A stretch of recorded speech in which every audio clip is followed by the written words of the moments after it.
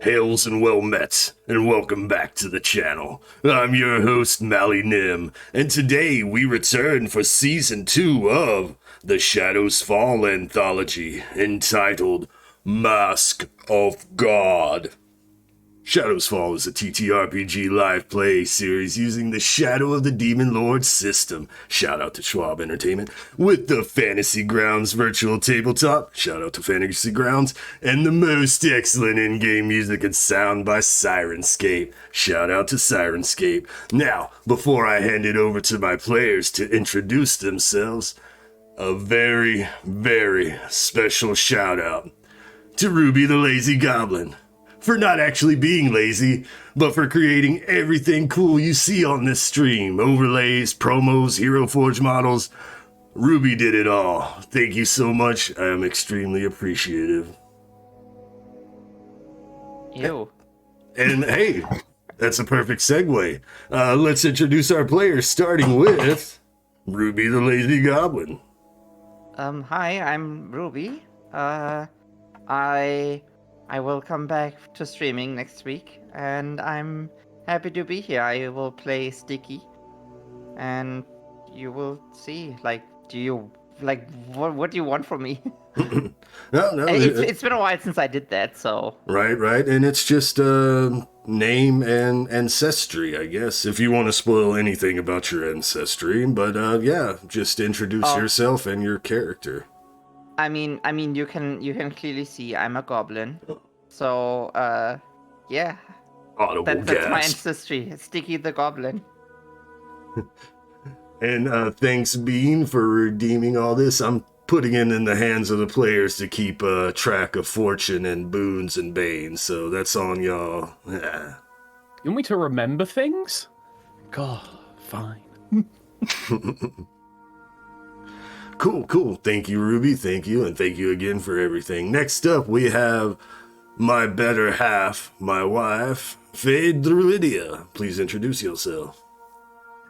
Hello, I'm Faye Druidia, and I am playing Bastet, a Ferren. She, it looks human with a little bit of cat features, but she can shapeshift into a house cat. Nice. Excellent. All right. Next up, Miss Simple. I am Gioconda, but you can just call me GG. I'm GG the human. Nice. GG the human. Excellent. And last but not least, Miss Twix. Hello, I'm Twixie. I'm sure most of you know me at this point, and I will be playing Eena, who you will find a lot more about, because I don't want to spoil stuff, so you'll just have to find out. Nice. And Goblin Pink Wizard, welcome in. The system we are using is known as Shadow of the Demon Lord. Oh, thank you, Z. Perfect timing. Okay. Anything else? Would anybody like to say anything else, or are we ready to actually get it started? Feels weird just going straight into the game.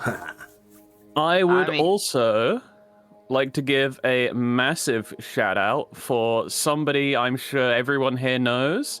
Their name is Mally Nim. You can find them on twitch.tv/Mally Nim. They have put a fuck ton of effort into making this happen and have been amazing along the entire way and have been an incredibly supportive DM the entire time, including in the last one as well. So I would like to say thank you, Mally, for giving us not only the one, but continuing on with this one as well. Oh, you are so very welcome. Thank you so much. That means a lot. I'll try my best. Okay, Okay, are we ready for episode 1? Oh, I was born ready. I was ready. I was ready when the last season ended. So let's go. Let's go. Hell yeah. Let's get the ambiance going.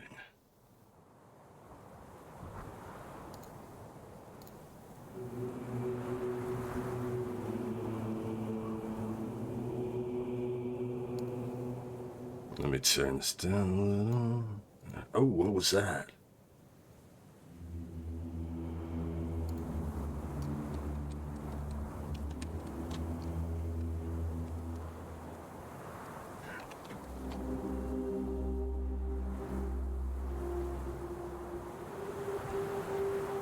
The show opens with the bird's eye shot flying over a lake with a gray, overcast sky. In the distance, we see a castle at the shore of the lake. A walled city stretches along the shore.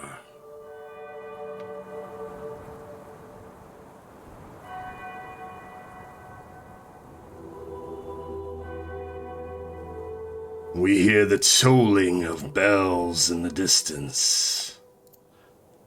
As the camera flies over the sapphire lake towards the castle, we see the towers extend to the sky, their pointed roofs tiled of deep blue. The same colored flags can be seen flapping in the wind as the camera flies over the castle. On the flags are a golden shield emblem with the silhouette of a small bird in flight, stalks of rice below the shield, curving to the left and the right.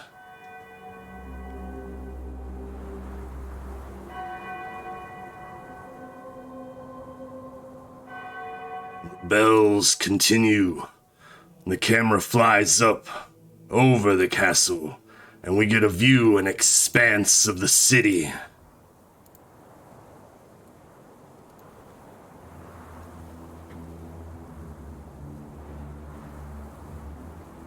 The city of Vanderbrunn comes into view, the noble district known as Sparrow's Perch, the twisting streets of Old Town, a bustling merchant's quarter, residential homes and other locales come into view. In the distance, we see a procession of individuals heading towards the temple district, to a large stone temple, the bell swaying in the tower as it continues to toll.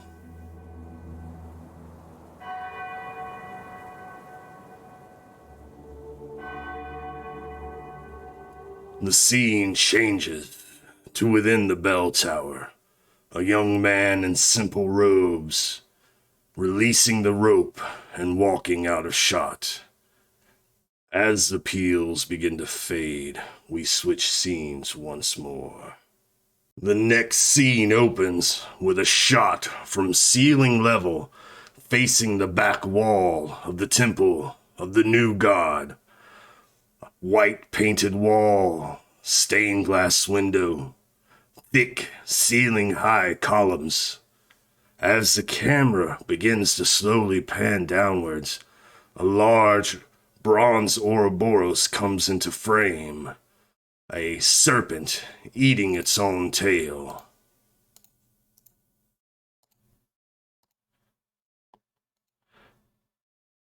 The symbol of the new god. Panning below that is a statue of the prophet Astrid. Statue of the prophet Astrid, a woman in shawl and robes, swords piercing her body at various points. The shot ends at the altar before the statue. A white stone draped with a blue cloth, a golden Ouroboros embroidered in the front. We see the scene of the church as the camera focuses on the altar for a moment. 3 nuns standing to the side, 2 older, 1 younger, more attractive. As the camera comes back up and starts flying over the crowd, we see the pews are full of everyone dressed for mass in their finest mass attire. Different expressions of boredom or enthusiasm as they wait for mass to begin. The camera then focuses on an individual sitting within the church on one of the pews, Sticky.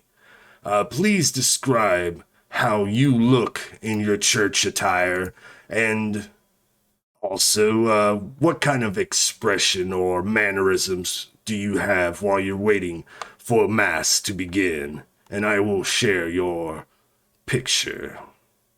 So, as the camera pans down, you see a very, very well-groomed little goblin lady with brownish hair, a just a little bit of makeup, very, very natural, and her blue robes are put together with a corset, and she's just there's a smile on her face that you cannot say if it's malicious or just happy.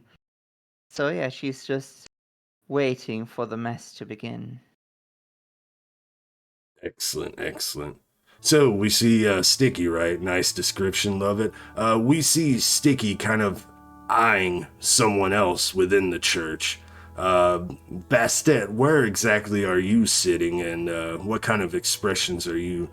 What's your mannerism during church, and what do you look like as I share your image? Her mannerism. She holds her head up. She has her legs crossed with her hands in her lap. A white and blue, as you see, white and blue dress. She has like almost like just like she holds her head up high, like she's looking around.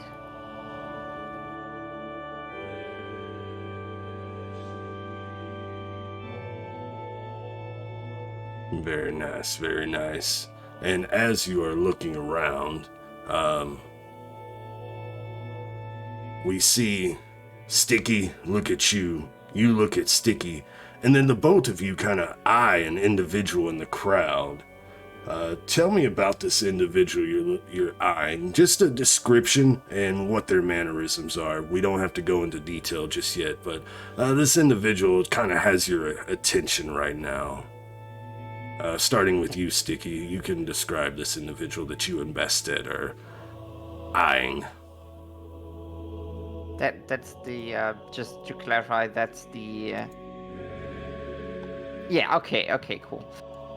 So of course the picture doesn't do him justice right now, but he's in his finest attire that you can think of. Some kind of blue jacket, and he's just sitting there extremely grumpy. And if you look like where he's looking, like he's looking towards someone else. Like you don't really know why, but he's like he seems to be a person filled with hate and disdain, and he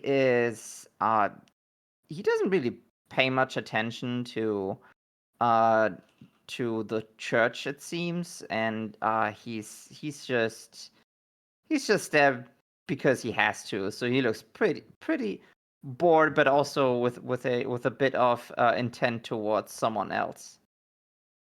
Who knows who that is? Maybe it's the guy who runs the other restaurant. Who knows? Who knows indeed, who knows? Alright, the camera switches focus from this individual as it continues to pan through the crowd.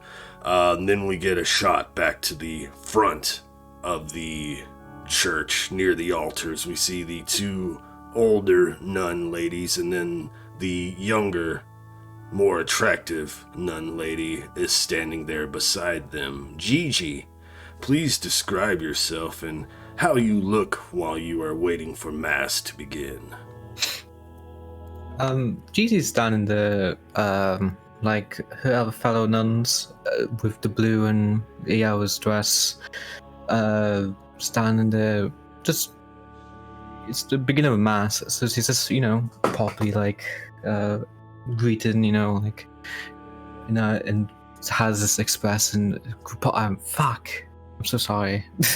Properly greeting everyone, an expression of like this calm, like love and nurturing, like you generally feel safe around her, and she's blessing everyone, thanking people for coming. Nice. Hell yeah, hell yeah. And then your eye, of course, catches someone, I'm guessing, sitting near the back, as we switch focus to Eena. So as the camera passes through the pews all the way to the back, you see Eena sitting probably one of the two back rows into the corner. She's picked the side where, the sun has risen in the east in the morning, and she'll be sitting on the same side, just to keep herself in a little bit of the shadows, just peeking through her little mask with her hat on as she eyes towards the front of the crowd. She looks fairly frustrated, broody, just genuinely with like. It's very hard to tell without seeing like the rest of her features. Only her eyes in like a little scowling sort of position as she looks towards the front. Yes, you look. We see the camera focus on Eena, looking towards the front, looking at GiGi, and then looking next to GiGi to one of the nuns. GiGi, you look at Eena. You side eye the nun. Would you please? Either of you, both of you, one of you, describe this nun that you are both side-eyeing. Sister Ferren beside me, like fellow nun in the coven on the Church of the New God, dressed in similar robes, but more older, mature, so her robes a little bit more different. And she's greeting everyone beside me, but instead of this calm and nurturing look like GiGi, she has more of a, how do I describe it? Look of guilt, a nervousness, staring into the people entering, the new people entering. How's that? No, that's perfect. That's perfect. So yes, we get that scene. We get a little focus on each of the characters. We get to see them dressed for mass as the camera, the shot refocuses towards the back. An individual comes out of a side door. It is a human man, about 5'9", nice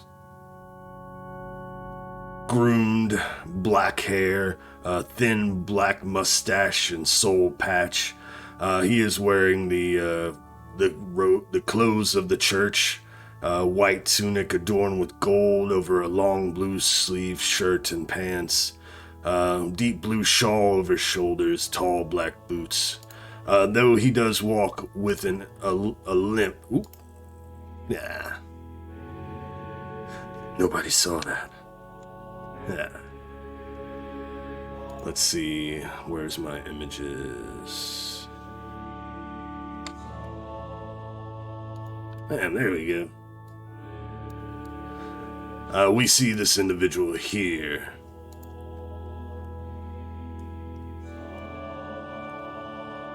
Like I said, well-groomed black hair, thin black mustache, and soul patch, wearing the robes, walking with a finely made crutch, metal crutch. As he walks out one door and stands to the door at the back wall, he opens that door and an individual steps out.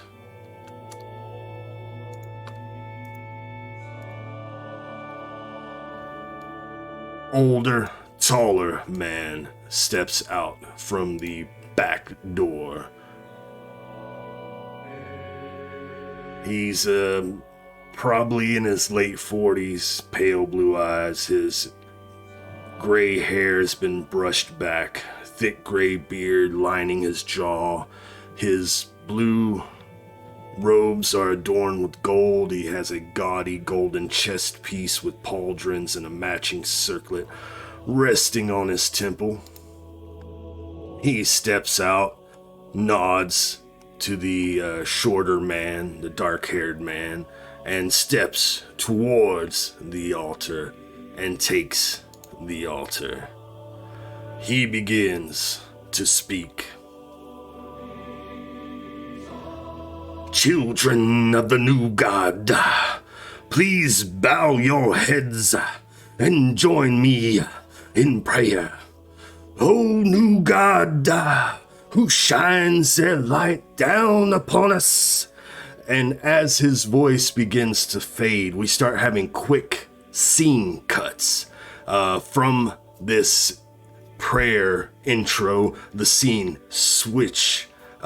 quickly switch cuts to the choir singing. The audience are swaying to the tune as we pan over the choir, young men, women singing praises as you all are standing at the pews swaying. Some people are singing. I'm gonna go around the table. Sticky, what does it look like when people are singing and you're standing there in this mass? Oh, I mean, like I'm standing there, but like I'm so small, so like I'm just not visible at all anyway. So I'm just moving my lips because I don't know the text. I never bothered learning church songs, so I'm just standing there, but like look at all of them and think, what a bunch of fools. And you, Bastet, how are you during the choir section of the mass? I would have my hands, holding my hands together, and I would be singing.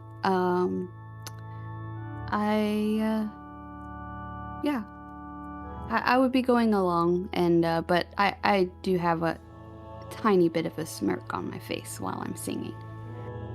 Nice. And GiGi, are you participating in the song, or are you just standing there being all nun-like? Yeah, I feel like she's like she's singing along. She's like probably immersed in this role in her head, so she's like, singing along.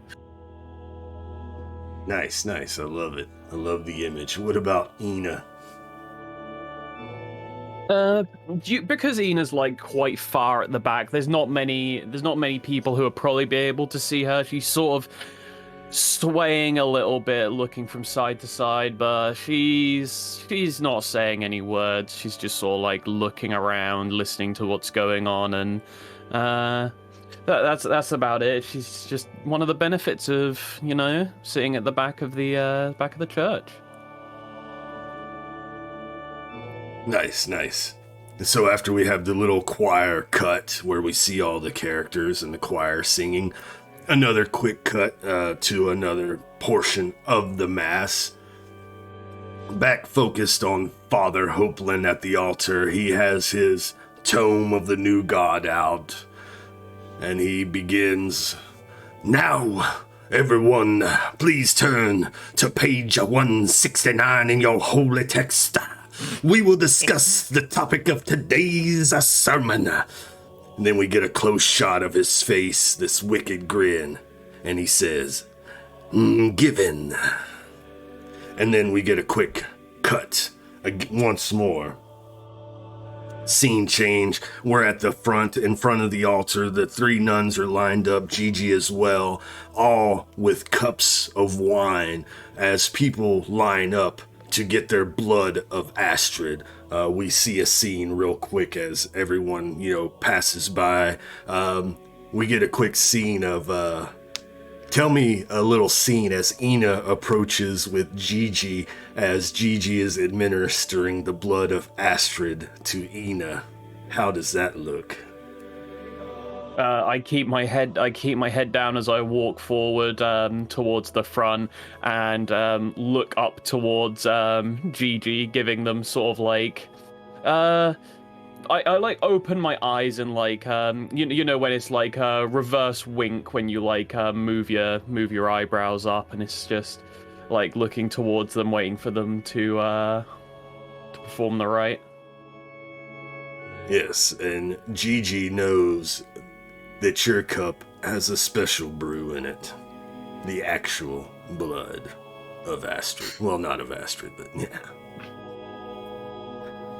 Nice. Oh, go ahead, GiGi. Oh, shit. Oh, I kind of said, oh, Bastet. My bad. Do you want, yeah. I'm sorry, I asked it, Don't worry, it's all good. Let's see. So we got that scene. We got another quick cut of the mass.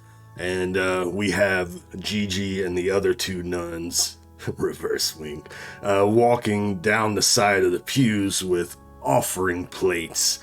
As they are passing them through the rows of the pews, the Father Hopelin is at the altar again.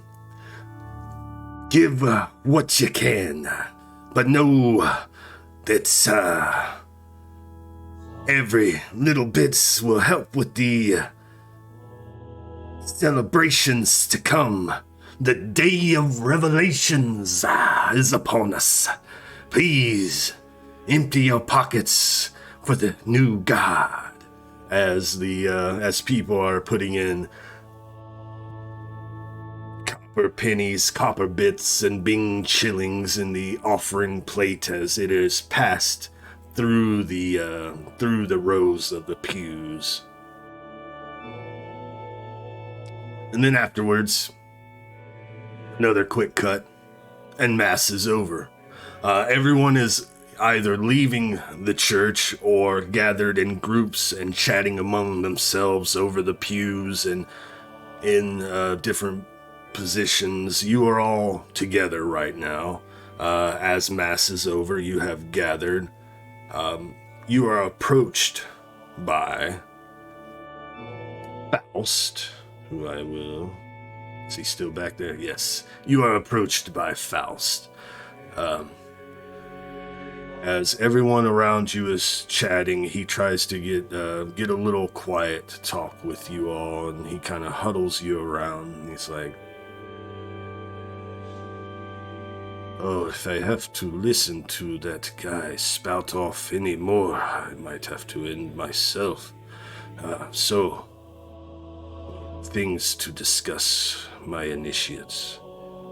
Meeting at the Cock." He looks towards you, Sticky. Hey, Cock. And you see that the whole like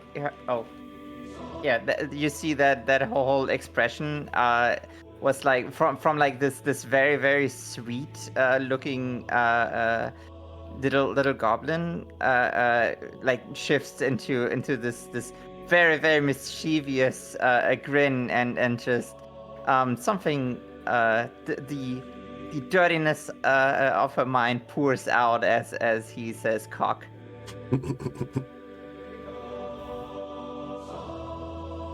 So, are we in agreement? Are we going to meet? We have much to discuss. Let's get out of this place. Of course, I cannot stay here anymore. It's horrible. The atmosphere is absolutely suffocating. Please, it's anywhere but here. Oh, Brother Alonso, if you give me a moment, please. You see approaching you. Father Hopelin has disappeared. After the sermon, he's gone. You don't see him. But one of the nuns, not the one we focused on earlier, but the other one, an older nun lady, steps up and looks down to you, Sticky, and to you, Eena. Oh, it's so good. So good to have some fairy in the church, in the cult of the new god. My expression shifts again to look like extremely innocent, and I look up and I smile and I say, "It was a very, very nice mess. I'm very happy to be here." She grabs her chest and she's like, Oh, it brings me such great joy to hear that. Oh, please, please, if you know any more fairy friends that need a little more light in their life, please, bring your friends, bring your friends. They're always welcome at Sunday Mass. Of course. Estrid be with you. Oh, And Astrid be with you as well. And I turn away and my expression shifts again like, oh God. Satan. yes, as you turn away, the camera focuses on your expression, your eyes rolling, and such as the four of you and Father Faust make your way out of the temple to the church, to the streets of Vanderbrunn. And then I will stop the music and we will just hang out for a moment. Hope everyone's having a good time. Yes, excellent. All right, let's go ahead and share Vanderbrunn again. Yes, this is another Ruby work. There is no city for this, or map for this place, so I drew an outline, and Ruby, she just made it really awesome. Okay. So, I will just pull someone on here. We'll put Sticky for good measure.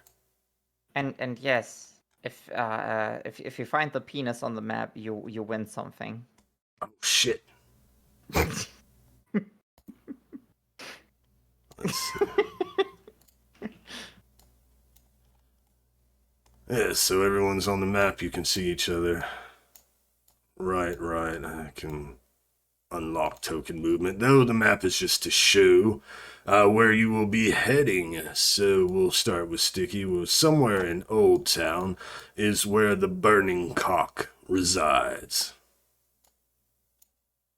You can... My favorite establishment. Your favorite establishment. Alright, let's get some music going. Or sound.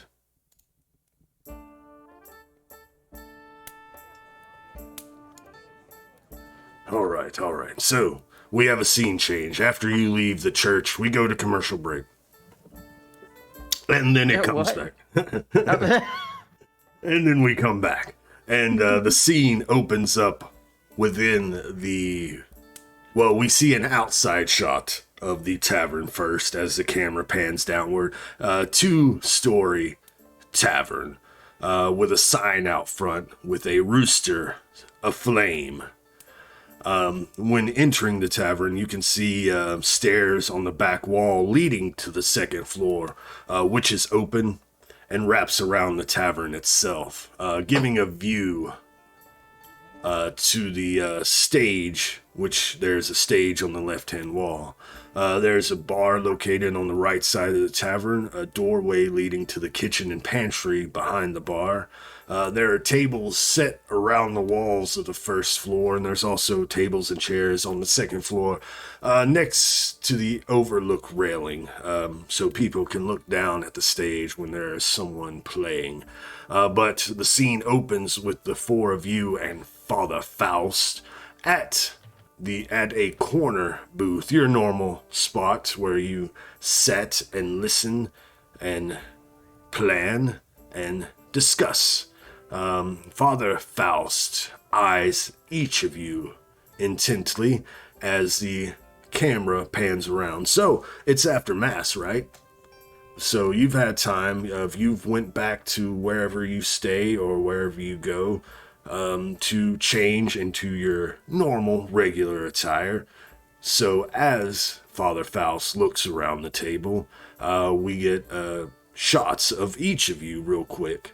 So you can describe what you look like, which is pretty much your PNGs right now. But what kind of mannerisms you have while you're sitting at the table of the Burning Cock? I can tell you what kind of mannerisms I have when I actually sit on a burning. I mean, I'm just very very laid back. I have my I have if that's possible, like I have my feet on the table and I'm rocking on the chair and I just keep looking at every man who comes in and try to try to see if they are worthy of my attention or not. Who knows? Probably. Like if they have equipment, then they are worthy of my attention, I think. If they are And I'm well not equipped. I'm not listening too much. I'm too much looking for penis. Excellent, excellent. So the camera continues to circle the table and we get a shot of Bastet. So please, Bastet, describe your mannerisms at this meeting and what do you look like? She's sitting down with her legs crossed and she's still, holds her head up and just looks like she's like patiently waiting and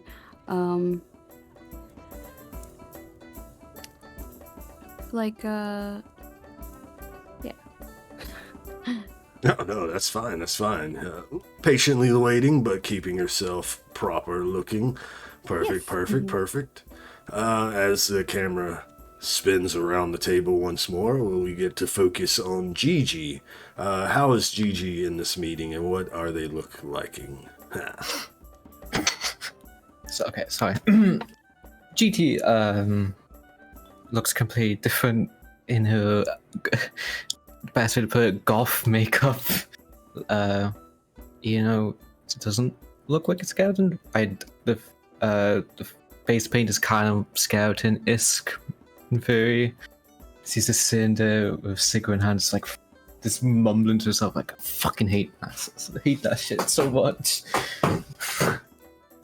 Cursing Astrid, the new god, as he's there, just taking a draft out of a cigarette in this all black robes, white and black painted makeup, covering her face, neck, and he is just waiting. Nice. So GiGi's a cigarette smoker, huh? Yeah, nicotine addiction is a can't escape that shit. Nicotine fiend. Nice. I love that image. Perfect, perfect. And then, of course, the camera pans over to Eena. Please describe your character and your mannerisms. It actually pans over towards the door entrance on the second floor as Eena steadily comes in, takes off her hat and scarf and ties a scarf properly around her neck in the bow that you see now. Very, very well dressed, surprisingly for a goblin at least. Her hair covers most of her face as she sort of like sweeps it out of the way, walking over to sit down next to the rest of everyone. Her legs are very, or she closes her legs immediately as upon sitting down. Her hands like sort of rest on her knees. She's very upright, and it seems like for a goblin, she's been raised in a fairly not noble house, but like a very proper manner. Nice, nice. I love the image. I love the taking off the clothes, tying the bow, sitting down. Father Faust continues to look around. And we focus back on Father Faust, which I'm so prepared and have him prepared right now. Look at that.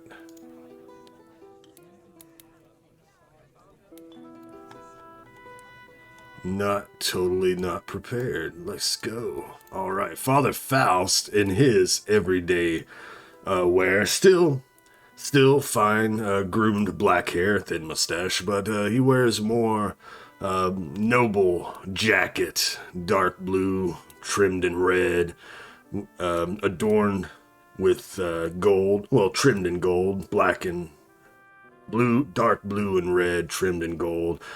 Same finely made crutch he walks with, and a rapier at his belt. As he sits there, he leans forward, putting his elbows on the table as he looks over you again. And he addresses Sticky and Bastet first. So, my initiates. Initiate Tinme, Initiate Bast. What, please, remind me. I know, you have been working on a specific person, stoking their flames. Please, remind me of this person, who they are, and what have you done to spread the fires. You mean Oliver? Oh, He's kind of boring in bed, but you know, I don't know. He has some weird things he likes. You know, involves a lot of food. Oh, you mean like you want to know what kind of sins? Yes. I think. Just remind me, why did you choose him, and what have you done to incite this flame? Oh, I mean, haven't you heard? Like he used to be a cook for some kind of king or something, and he. I think he got his position from poisoning some other people. Oh, really? Like he's no really big deal, but he's he do wants to poison some other people, and I don't know. Should we discuss this like on this open table? You see around that this is your normal place that you talk stuff. You have this booth, this back booth. The music's playing. You're kind of quiet right now, and it's still mid-afternoon, so people haven't started pouring in right now. So it's relatively safe to talk about this. And plus, the barkeep, who is actually on your side. Well, I mean, yeah, I see he's not a big fish, but he already had a lot of fire. He is very much how do you say it? Very liberal with his definition of what you can and cannot do. So I heard. I mean, last time we had a little get together, he told me that he really wants the other restaurant out of business. Das Essen. That's the name of the restaurant. I don't even know what kind of language that is, but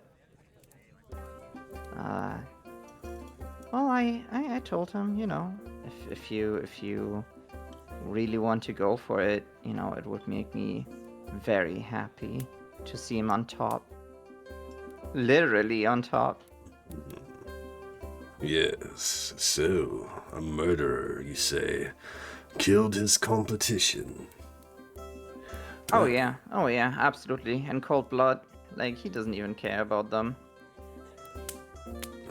So, the fire of wrath. Stoke those flames. Excellent. Well, I'll get back to you two in a moment.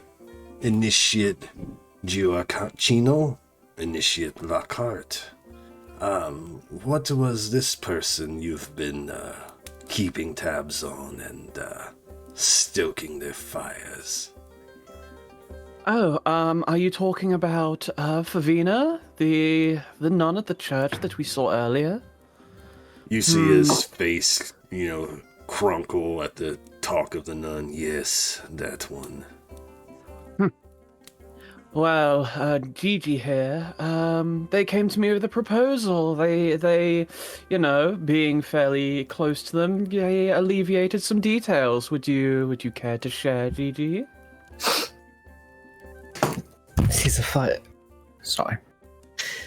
He was originally a captain from an army. The one that went to protect the city with the orcs took over that city quite far away.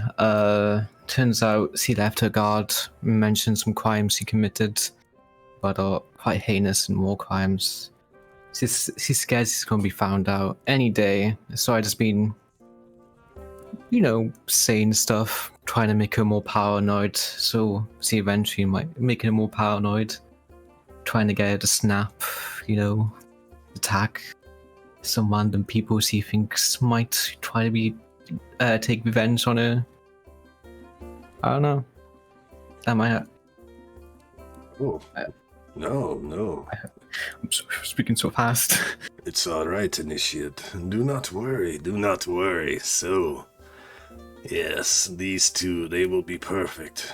It is time for you to no longer be initiates. So, now that you've enlightened me about your targets, let us go through to the process of planning.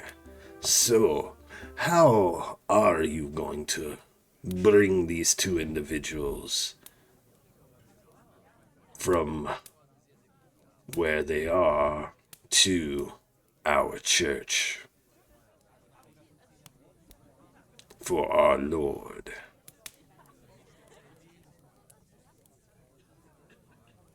Initiate Tinme, Initiate Bastet, tell me, this Christian Oliver, have you been studying his daily activities? Do you know the best way to lure or capture or bring to the church altar?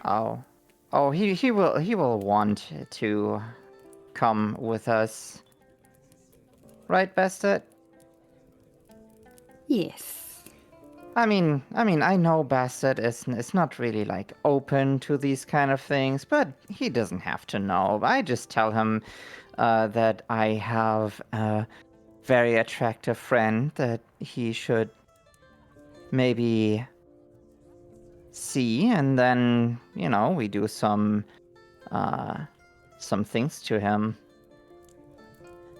He will want to have a bite of both of us. I'm pretty sure. Like the sound of that. Well, tonight is the night, so we need to make whatever plans you have. We need to set them in motion. Now back to you, Initiate Gioacchino, Initiate Lockhart. Do you know the patterns of your individual? Do you know the best way to bring them to the church altar?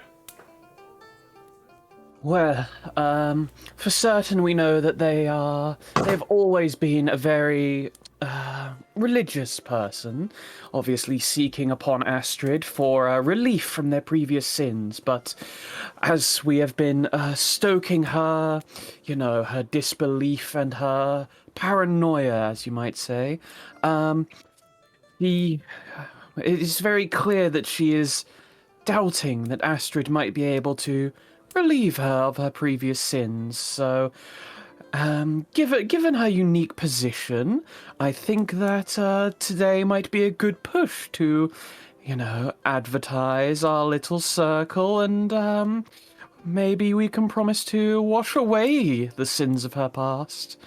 And as we've been observing her moves very closely outside of the church, she seems very skittish, paranoid as she goes about her daily life. She's very secluded usually, but on a Sunday is the day that she has most to do in her life, so we'll find a way. Very good to hear. Very good. So, initiates.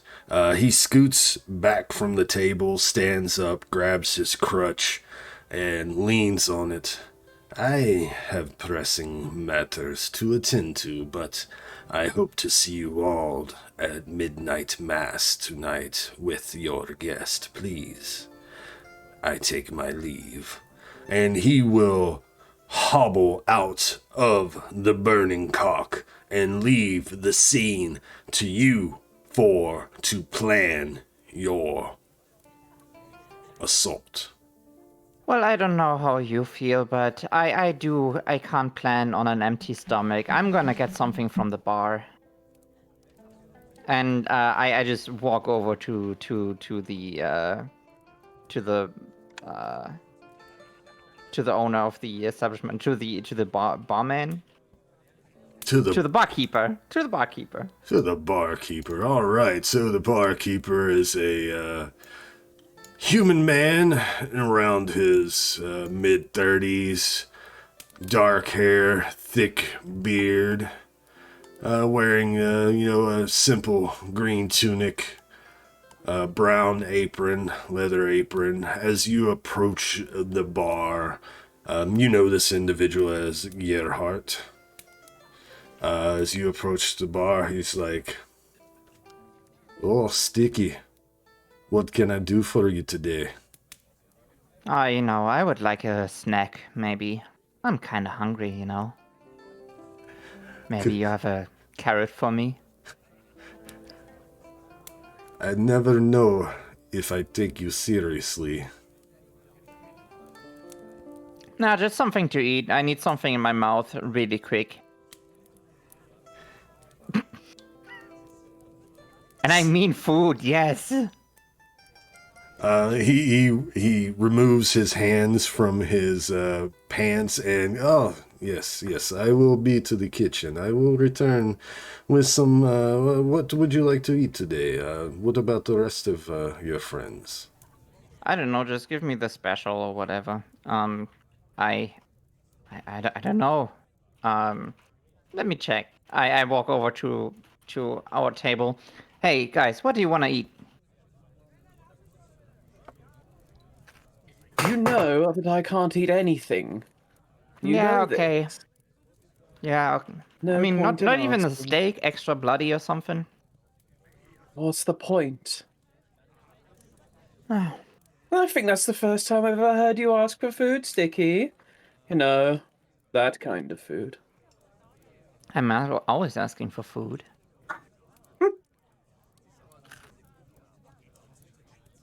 But I'm not really a fan of tacos. So, what about the others?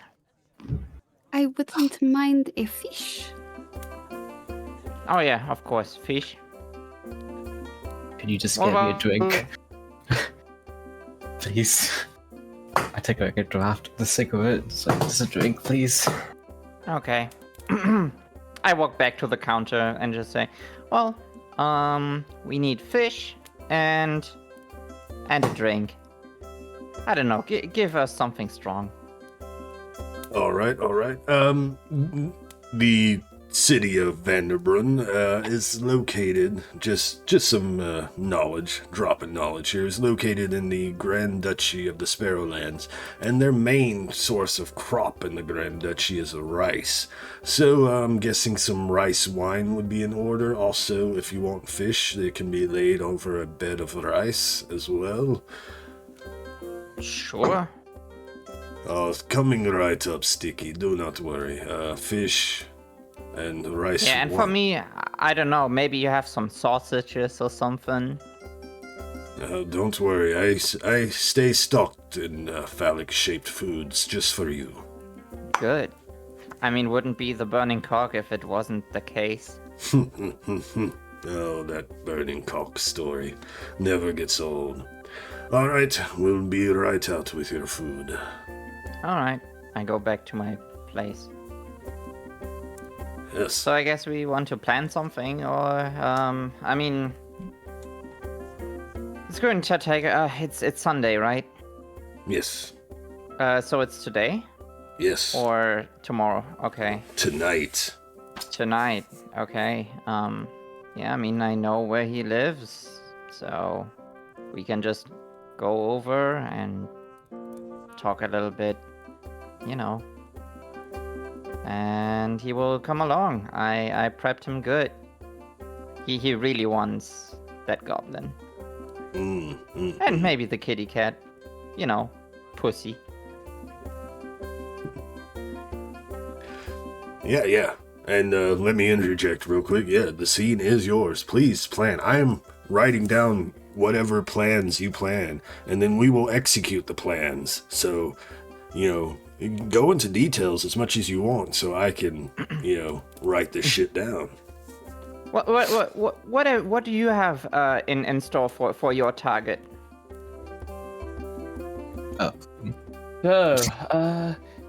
GiGi, this depends. I think we had a couple of options. Did you want to go for the more silent, the more genuine, or did you want to make this a little bit more loud? The loud one sounds fun. Oh, the plan of the homeless. Is that the one that we're going for? Yep, that's the plan. Ah, right. Tell me all about this loud plan, please. Would you like to, GiGi, or would you like me to elaborate? I can explain it. So basically, we're gonna pay a homeless person to hassle her, tell her like he knows where she's from, who she used to be, tell her crimes, and our plans for her to kill him. And when we're gonna come along and tell us, we can give her a place. He can help her, help her hide the body. Tell her, give her a place, aka the coat. And that's the plan. I hope that makes sense. With my unique upbringing, I know plenty of transient people who are in need of some quick money, so I'm sure that some of those will, gladly jump at the conclusion to be able to, just rough her up a little bit, and then we'll see what happens from there. But we'll be conveniently there to offer her some respite for when the smoke clears. Fucking love it. I mean, it's not like we have any geniuses on our hit list, so like these are pretty stupid people. Indeed, but you can never know what will happen in the situation until it happens. So you can't always rely on what's between your legs, right there, Sticky? I mean, I don't only rely on that. I also have what's under my nose and what's on my arms and legs, You would be surprised, like, how much I can use. Oh, I can already imagine it. Oh, does that turn you on? No, it actually greatly disgusts me, but here we are. Oh, to each their own.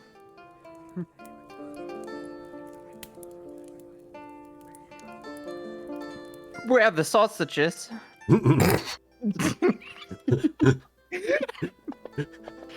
Can't get a damn sausage around here.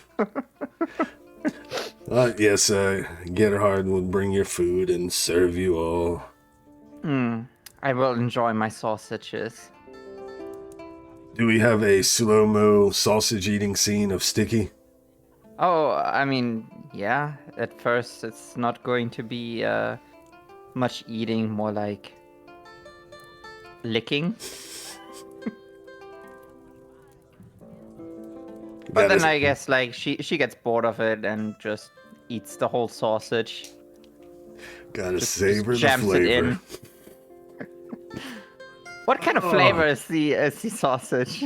Oh my gosh, I'm gonna have so much fun with Sticky. Pork sausage with a bit of sage. Oh, I hope it's a little bit salt. Oh, is it salty? Oh, yeah. Oh, awesome. Sweet.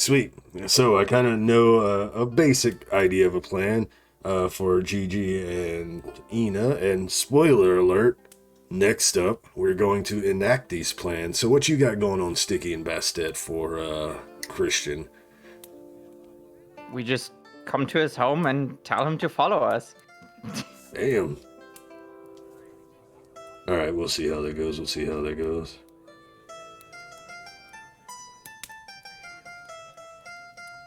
So, Bastet, I hope you learned a little bit. You know, you can just look pretty. Maybe, I don't know, like do cat stuff. I'm sure he's into that. Yes, do I show a little bit of my leg? Sure, yeah. Well, You can also turn around and show him your poop hole. if I remember correctly, Christian Oliver has been doing some bad stuff in his restaurant. Yes, he's been turning cats into stew, and I don't like that. Oh yeah, right. I remember that. Maybe not behave like a cat. Yeah, he hates cats. Yeah, it's not good.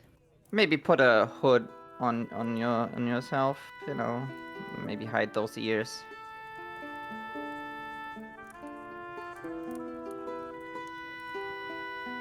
But as long as you look like a fine human, you know, it shouldn't be too much trouble. I'm sure all he'll see is my boobs. Oh yeah, absolutely. Fuck! Why don't I have boobs? Gonna have to get some magic. Alright. If there's nothing else, we can switch scenes. Are we starting with us? You know we will. Okay. So we walk along the streets. I mean, it's Sunday. Oh, wait, no, restaurants are open at Sunday, right? At this place, yeah. People need money.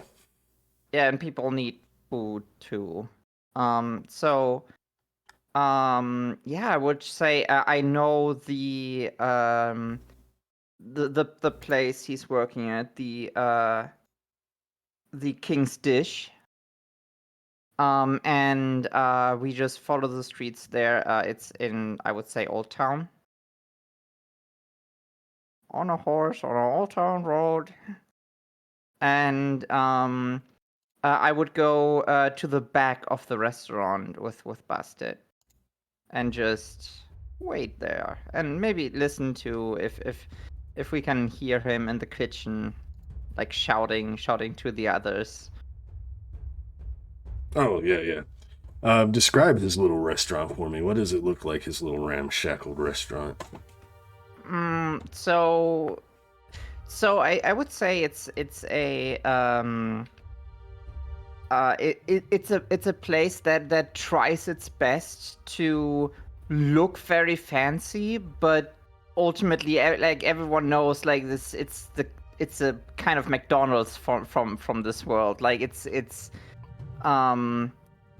not very like he tries his best keeping appearance, but the food is just trash actually. And there's like it's like in between some houses, and it has like a very fancy sign on top. Like when you stand before it, it's like very fancy, saying the King's Dish with a little crown on it. And you would think that's a fancy place, but then when you go in, it's just another tavern basically, but not a tavern as in a tavern, but like, you know, just a restaurant.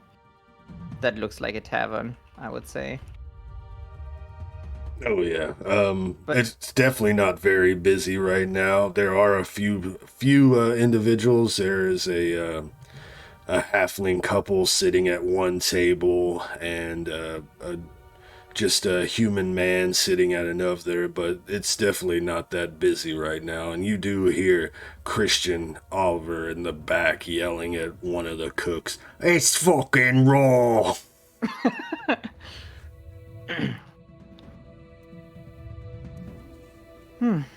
Should I order something? I don't know. I had his food for some time now, and nothing No, here is really good. Don't do it, please. Yeah. And you hear his voice getting closer from the back as he's yelling and walking to the front. "You got to boil cat longer if you want it to not be so tough."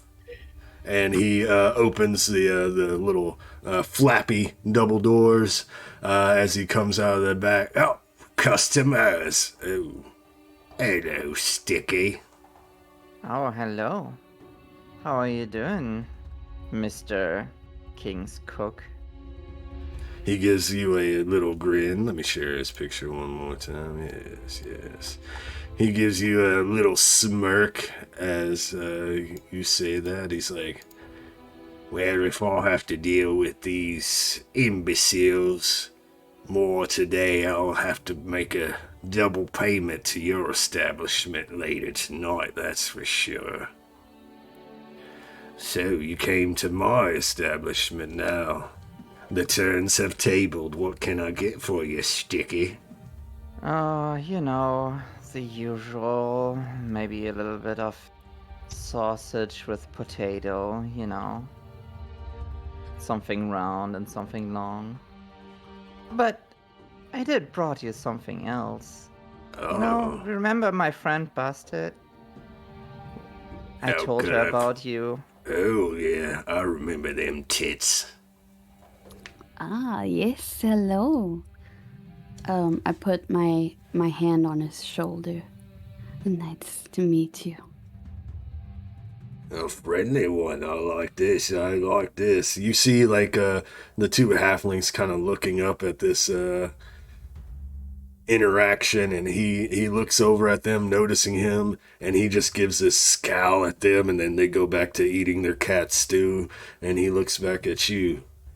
"Well, I might have some extra money. Are you, or do you work with Sticky?" Actually, we are here in private. I thought we are giving you something special after work if you want. I don't know what I did to deserve that, but how could I turn that down?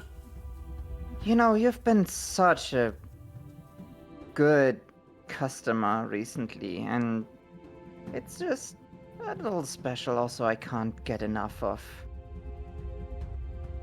that what's cooking,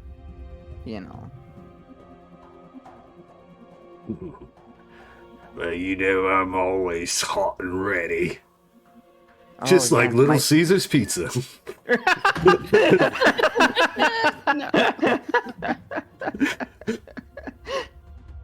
Well, meet us outside, and we will get you somewhere really hot. Well, this will be easy, but let's get some dice rolling. I mean, I wouldn't normally just let this happen, but I'm gonna give a boon for your profession. I'm gonna give a boon for Bastet's aid, and I'm gonna give a boon for your history. So give me a will attack roll, which would be a challenge roll because there is no will attack in the character sheet, I think. But give me a will roll with 3 boons, and you just need a 10. No, 13. I really needed these 3 boons, it seems. Right. Just one of them. Yeah. Nice. Oh, yes. Easy does it. Well, Why the fuck not? Right? You know, I get off in a few hours and then I close up shop before that. Nah. Oh, I hope you get off later, actually. I hope I get off a few times tonight, so... Meet you around back, you say? Is that what you said? Oh, yeah. Alright. Then we can have a scene change, where we are in the back alley behind this restaurant. You see that there are a lot of like rats taking position around this around the back side. It's very trashy in this alley. He's dumped a lot of stuff, a lot of rats, because the cat population in his vicinity has dwindled as of recent. So what a fool. Nice, Sticky got another boon. All right, tell me, how is this scene playing out? He will meet you in this alley. I described the alley. He steps out the back. Are you waiting, or what? Oh yeah, I'm leaning against the wall like, hey, handsome. You say that as you're leaning against the wall. A rat runs down a crate past your legs, further into the alley. Hey, pretty. So, are you ready? Oh. What you mean, here? No. I mean... No. I do want something special for you today, so... Come on, follow us. It's not going to be long, don't worry.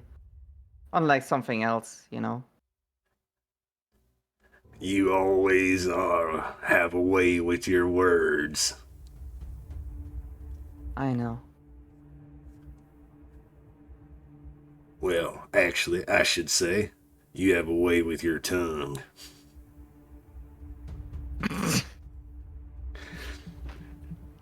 And the scene changes as a short goblin walks out of an alley, followed by a big brutish man, followed by a beautiful female human with a well-endowed breast. As she sways her hips, the scene changes, and we will come back to you if you have anything more on this scene.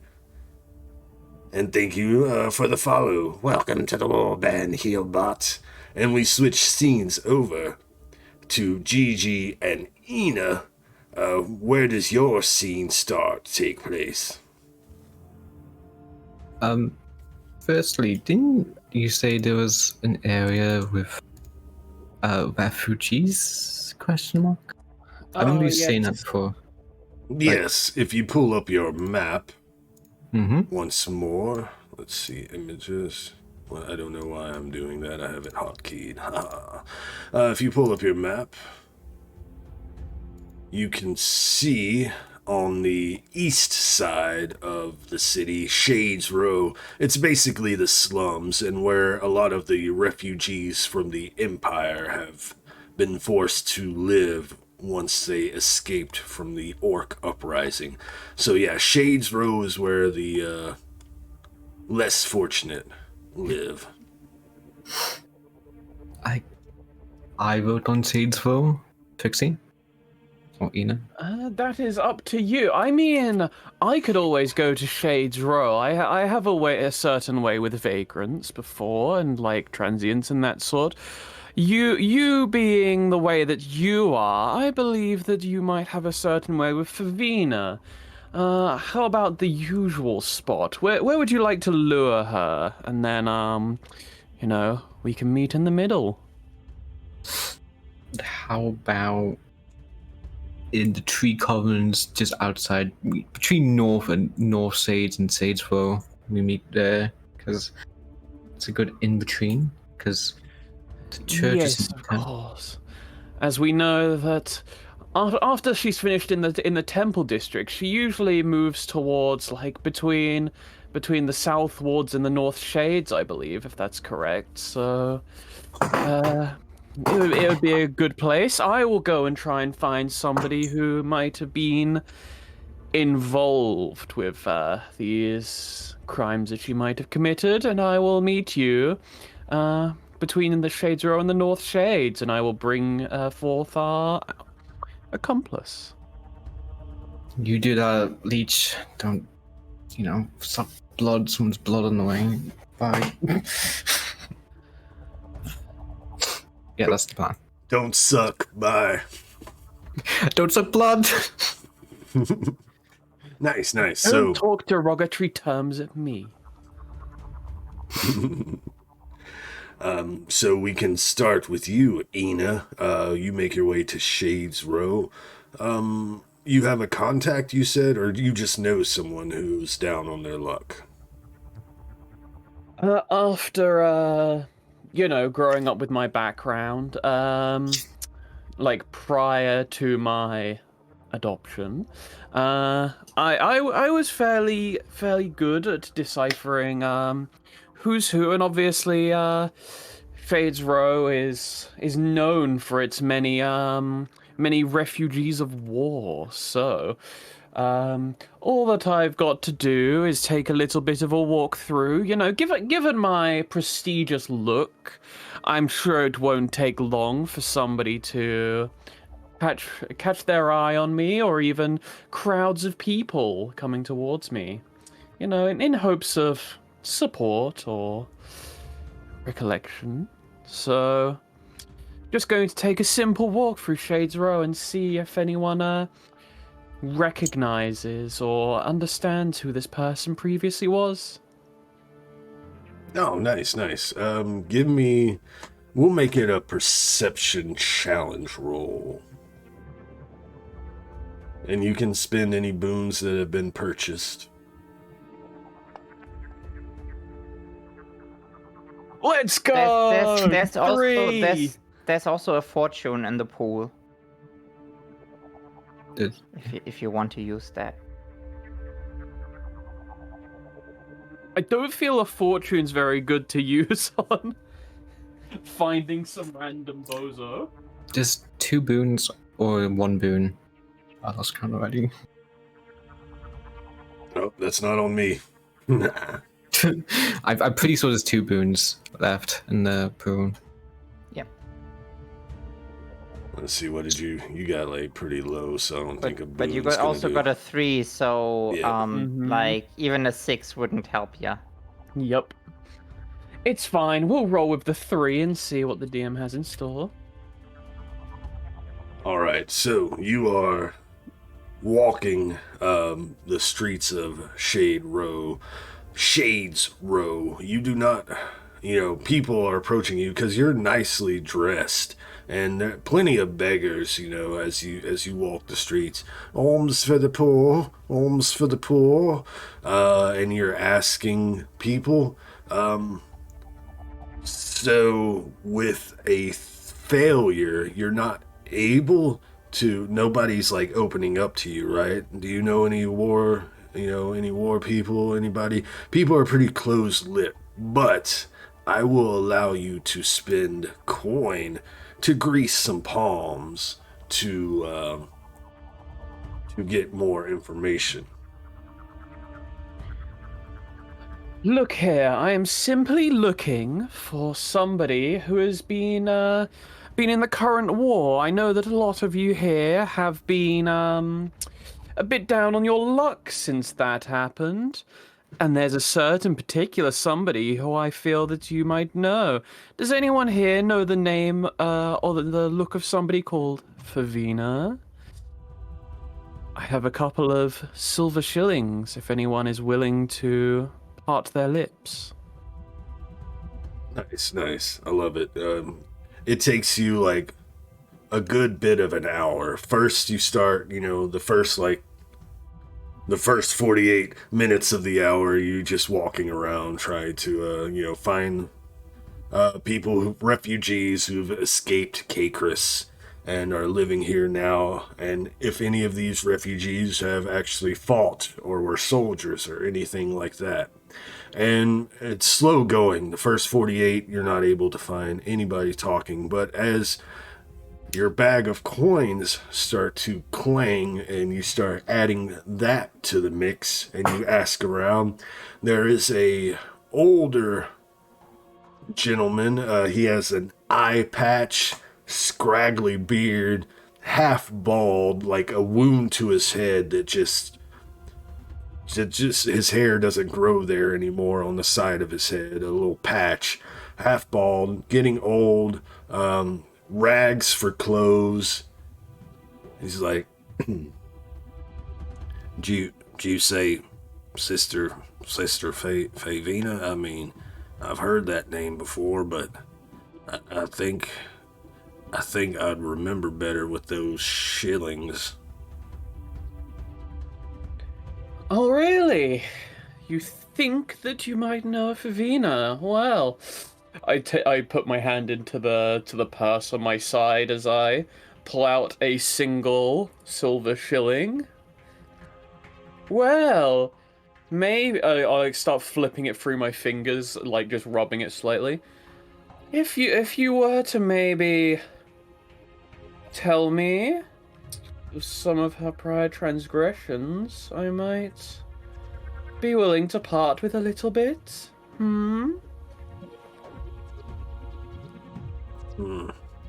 Well, it's hard to think with you distracted me with it. Maybe if I held it in my hands, it would help the memories return.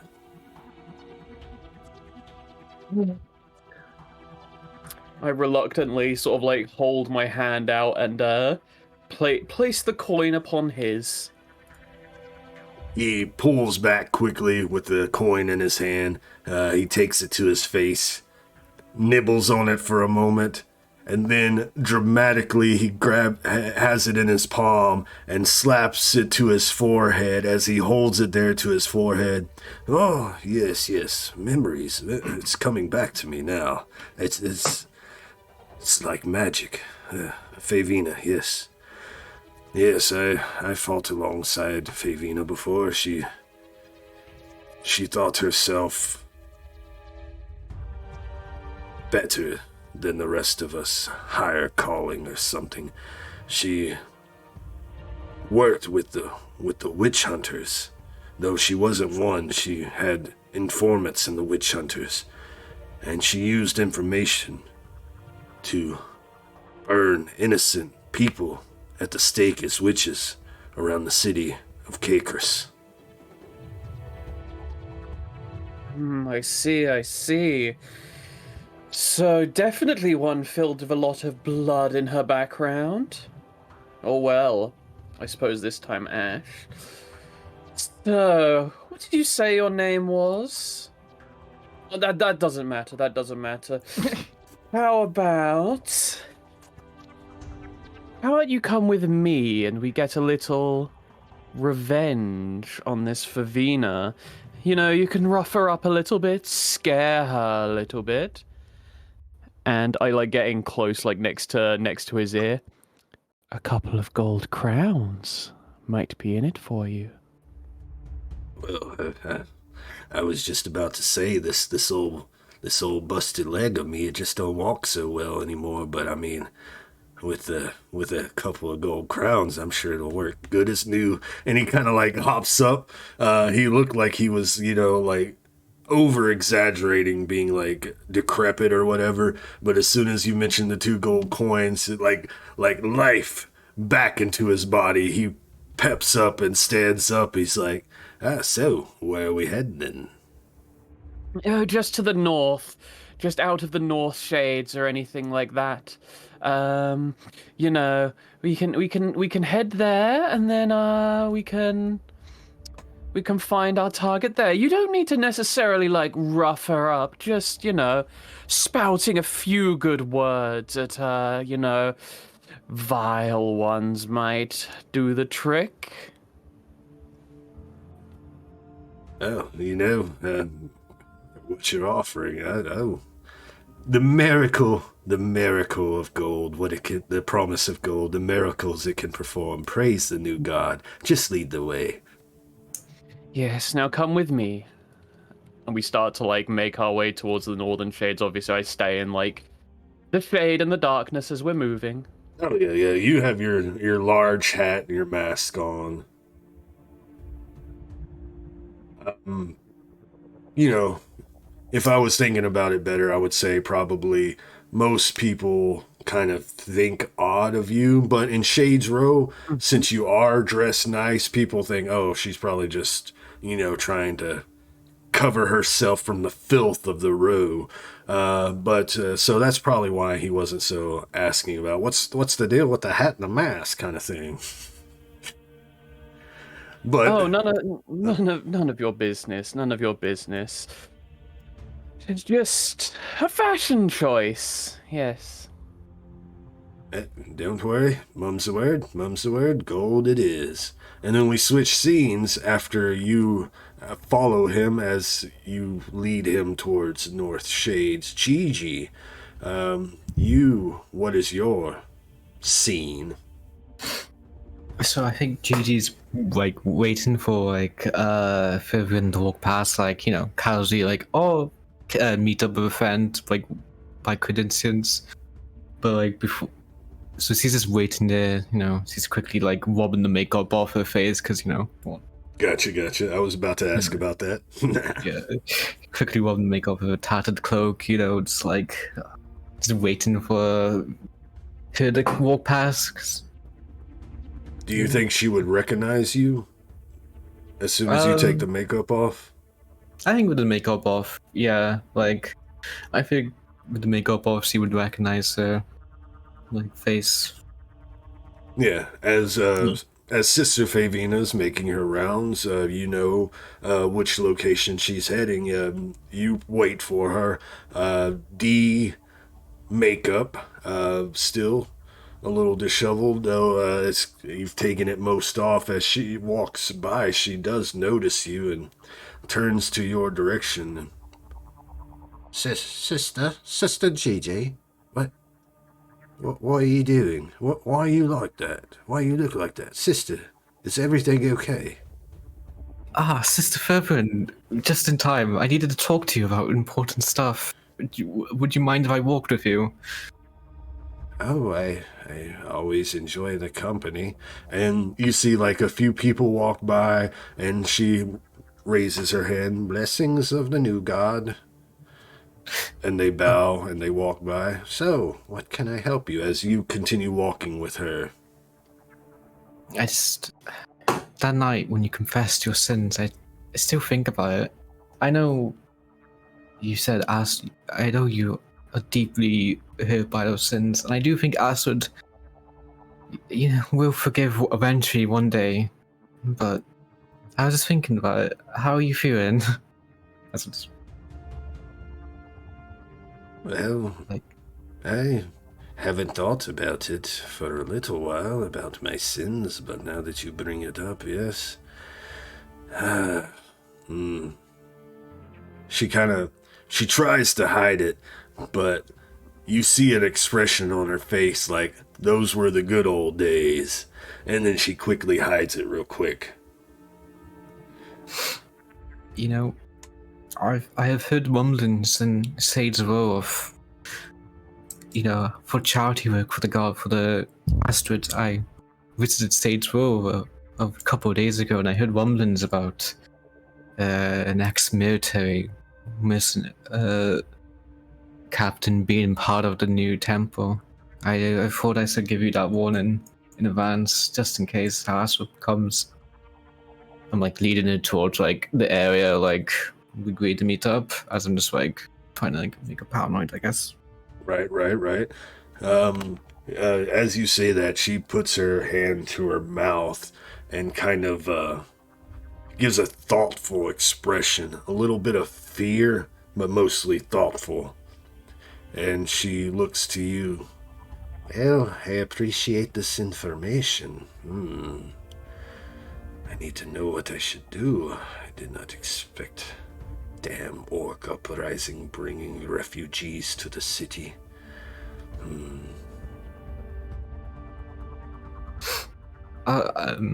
I'm okay. Yeah. So I think No worries. You're talking, you're leading her, you tell her she's thinking. If this is good, we can add Eena and Nameless to the scene. okay. I was just going to say, like, as a member of the new church, I would advise you to seek forgiveness. But as your friend, I feel like maybe drastic things might have to be happening or approaching. I'm concerned for your sister Ferren, and I guess, you know. No, I like it.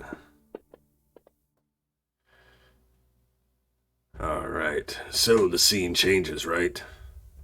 You approach the spot where you were going to meet up with Eena. Eena, as you're following along, kind of leading but following this poor homeless individual, you see GiGi, without her makeup on, speaking with Sister Favina.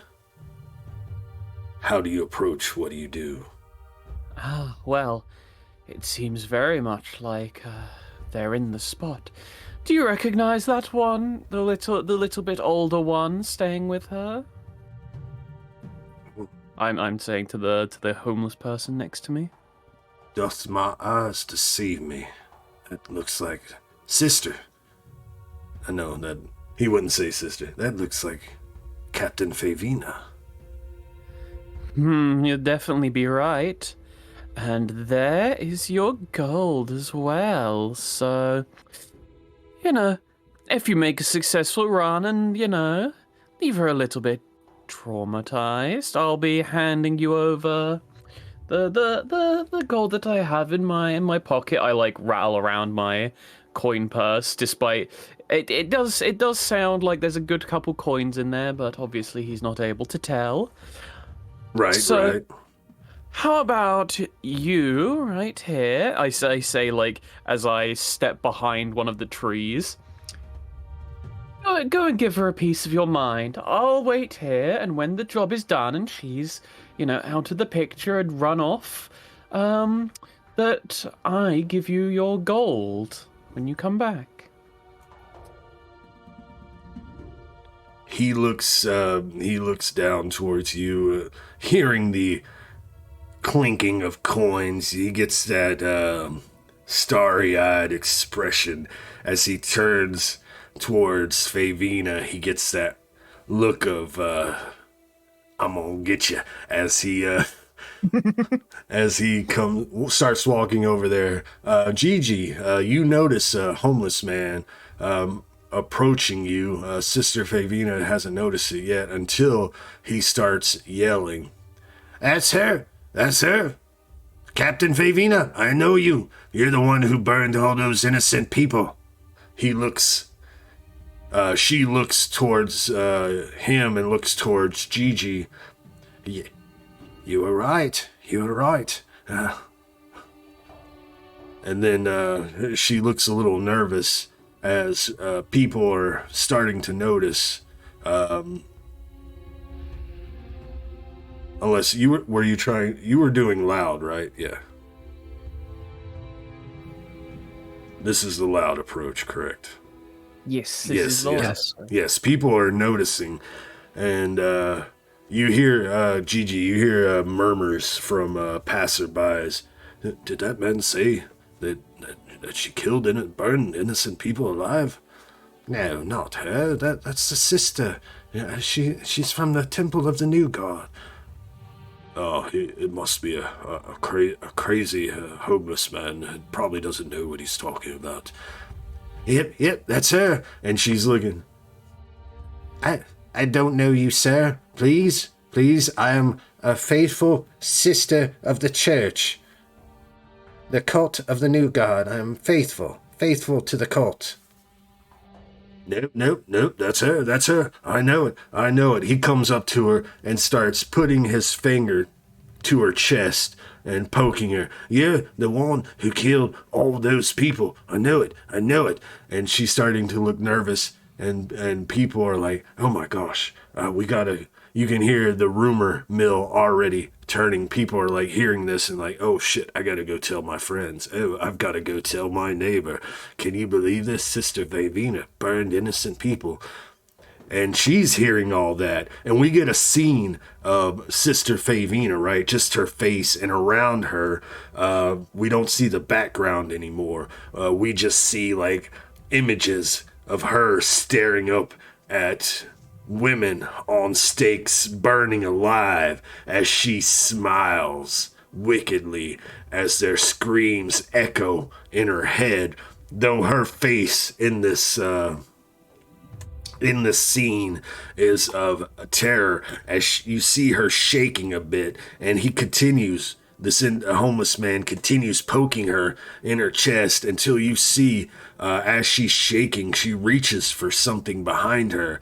And what have you got? A knife? No, she stabs it into his neck as he pokes her one more time, and then she lets go of the knife and steps back. A look of horror. She's like, I didn't mean to do that. And he's standing there with a knife. He's like, dying as he falls down, blood pooling from the wound. She steps back. She turns. She sees people are looking, staring, pointing. What do you do? My immediate action is to grab Fiona, Fia, and just like I assume she's panicking. Like, I'm just like trying to be so like, hey, it's okay. He's attacking you. I know. You saw it. He assaulted me. He put hands on me. But this looks bad.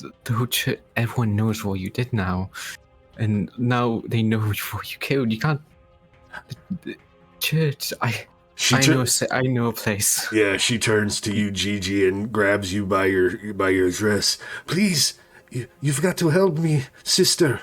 I did not mean it. You know I did not mean it. I know a place, and but you gotta believe in me and trust me. Do you trust me at this moment of time? Yeah, just say. Right. She's at this point with the nerves and everything that's going on, and this guy she just stabbed. She has no choice basically, but she does say, "Yes, I trust you. I can't be arrested. Oh no. Oh, this is horrible. I cannot believe. Oh no. Yes, I trust you. Please take me. Where to?" Are we meeting a place at a certain time, or is it right now? You will be meeting at the church, not the temple, at the church, your church, before midnight. I grab her by the wrist, and I'm like, follow me, and I start like walking towards the general direction of the churches. Wait, where we agreed to meet. Right. No, and I'm like, and I just like say like, hurry up, if we wait too long, and the guards will come. Oh yeah. And Eena, you see this all go down, and you see GiGi abscond with Sister Favina. You follow?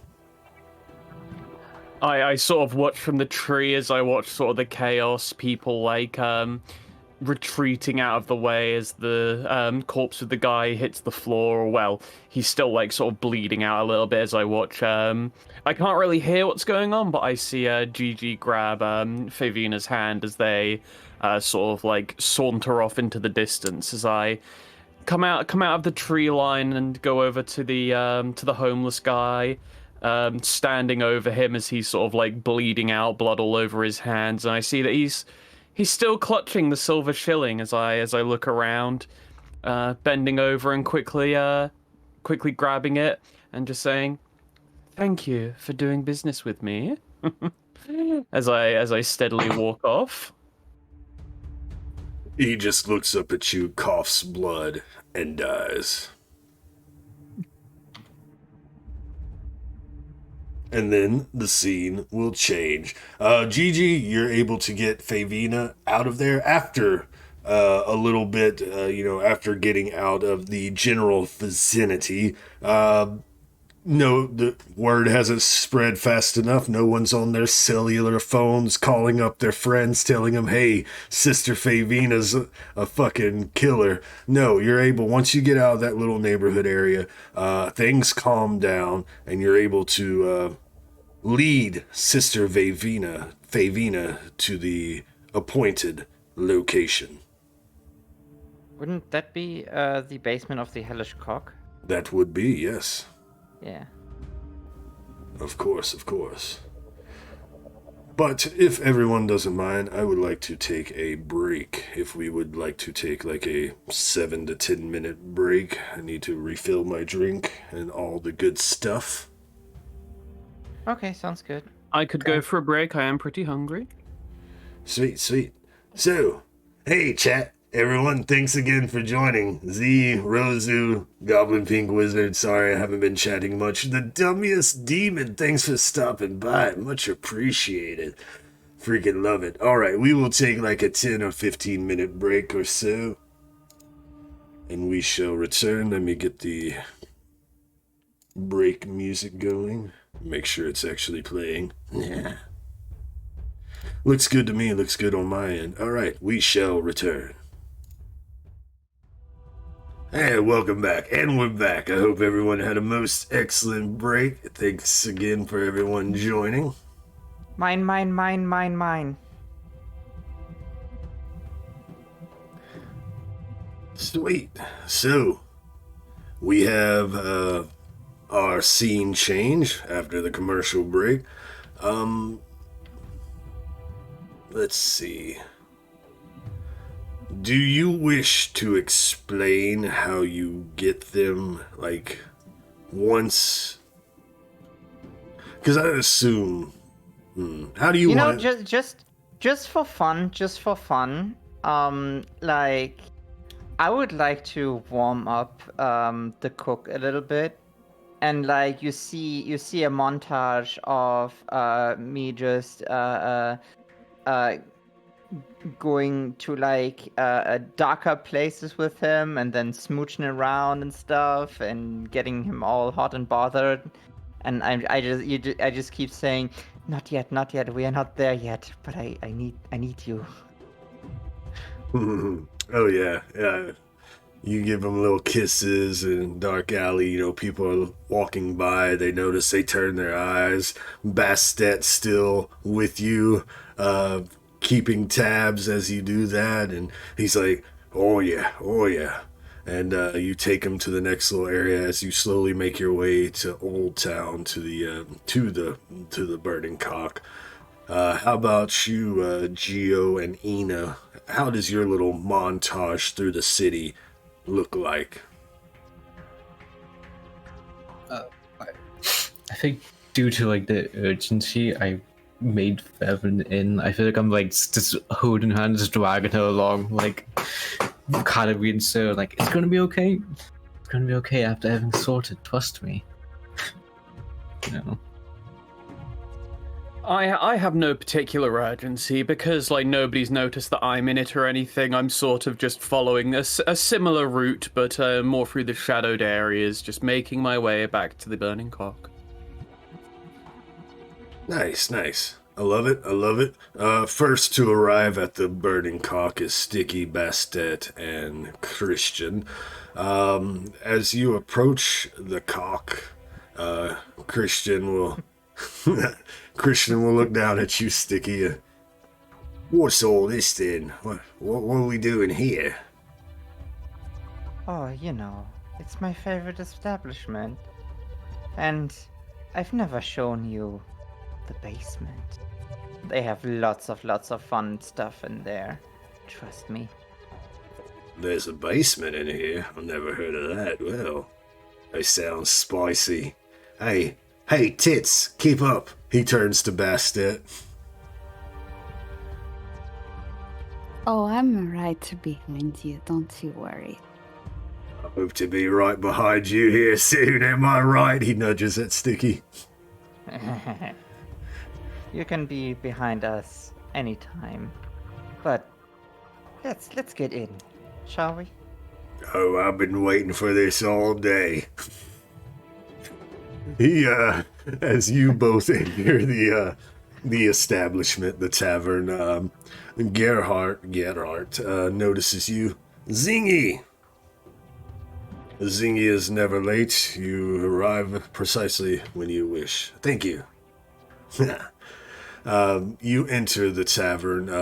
Gerhardt notices you with this individual. He nods, you nod, and you start making your way behind the bar towards the pantry and kitchen area and to the trap door that leads to the wine cellar.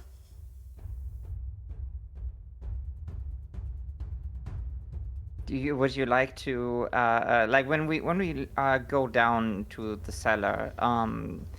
Is there like I think there's like I don't know a hidden entrance or something to the dungeon or? Oh yeah, of course. Like? Yeah, it's the typical dark stone cellar, but there is the classic tile, one of the stones that will open up the entryway to the church.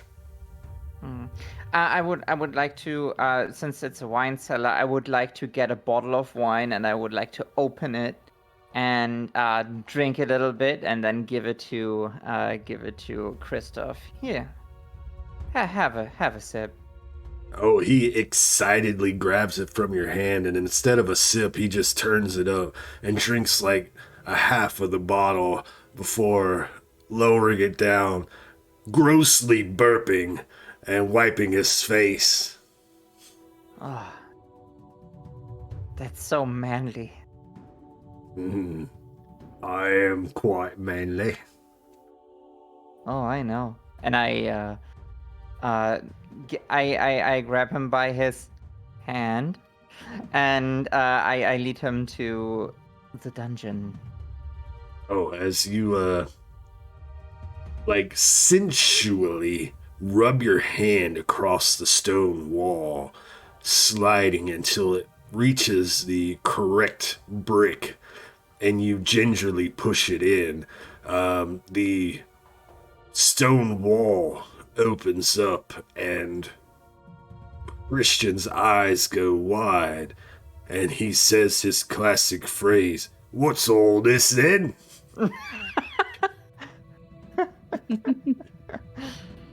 As he steps in and kind of looks to the side, back and forth, we see a scene behind him. You know, he is shadowed, silhouette. There's light coming in from a torch in the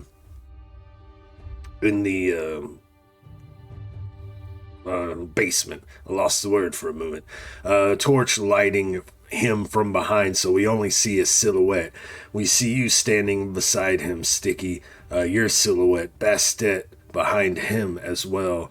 And then we see Father Faust come into frame, and we hear a loud crack, and Christian Oliver, crumples to the ground, and the scene changes. To the outside of the cock once more. GiGi, you have Sister Favina in your hands as you are leading her to the cock. What? Why are you taking me to this establishment, sister? Don't worry, I have acquaintances inside. Everything is going to be sorted. And I lead her inside. Inside. Yeah, you lead her inside. She's a little hesitant, you know. As you open the door, she kind of pulls back for a moment. But you grip her and bring her in, and the tavern's... it's nighttime now. The tavern's a little busy, but most people are in their own world, in their drinks.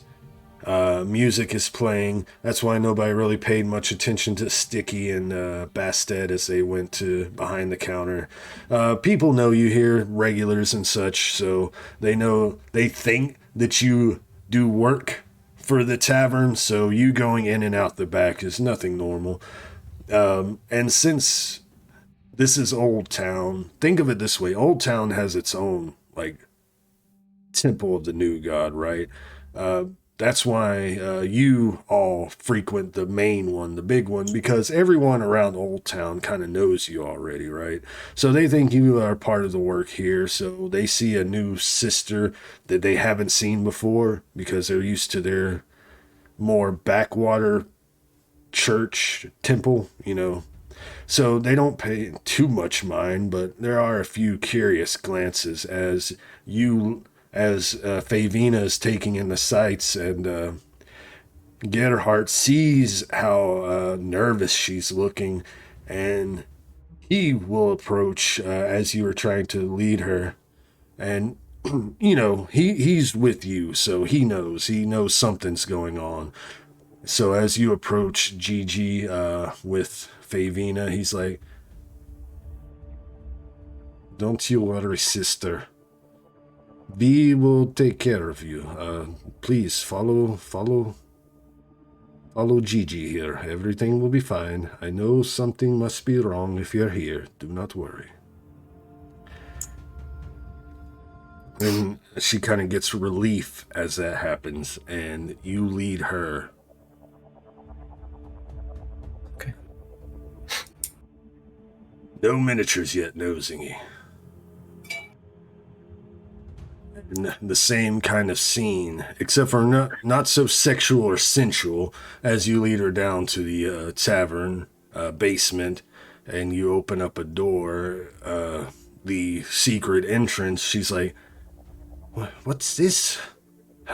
This seems like criminal activity. Are you sure we're safe?" she says as she turns towards you, and then a loud crack as we see something hit her. Looks like a metal crutch in the back of the head as she falls down to the ground. You look up, GiGi and Eena, as you are entering the basement. You look up and you see Father Faust, and he nods to you, and the scene changes. Man, why did you have to put him out of commission right away? I wanted to have some fun. As you say that to Father Faust. I say that to Father Faust, yeah. He says to you,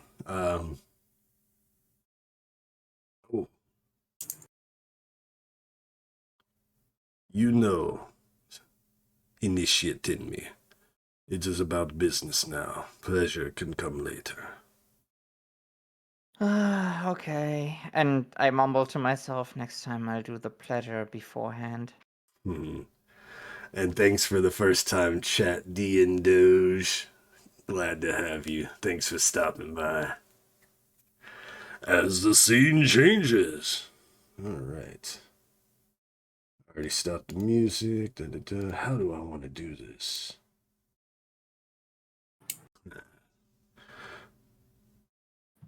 Alright, so let's start it this way. Alright, the scene changes, right? The next scene opens with a shot. Let me make sure music's playing on Sinoscape. Nope. Oh yeah, it is. It's just very quiet. Let's let that... There's a little delay. Okay, here it's gonna come. The scene opens with a shot from ceiling level, facing the back of your ritual chamber. A dark stone wall. The camera begins to pan slowly downward. We see a statue of Diabolus, the great horned devil, with a brazier burning before him. To either side, rows of 7 candles are lit. As the pan down completes, we see Father Faust in his black priestly garb and red jeweled tip staff. Let's get the record. May the record show, Father Faust.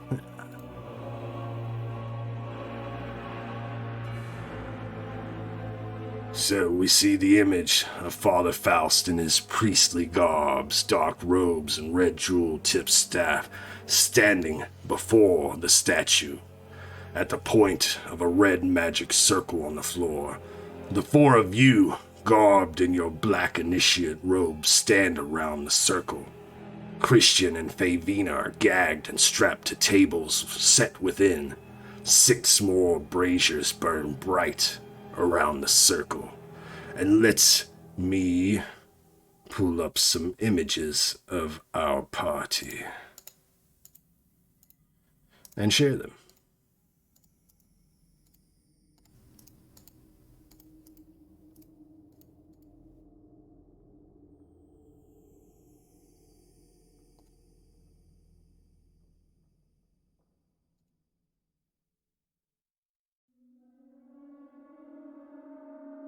Excellent, excellent.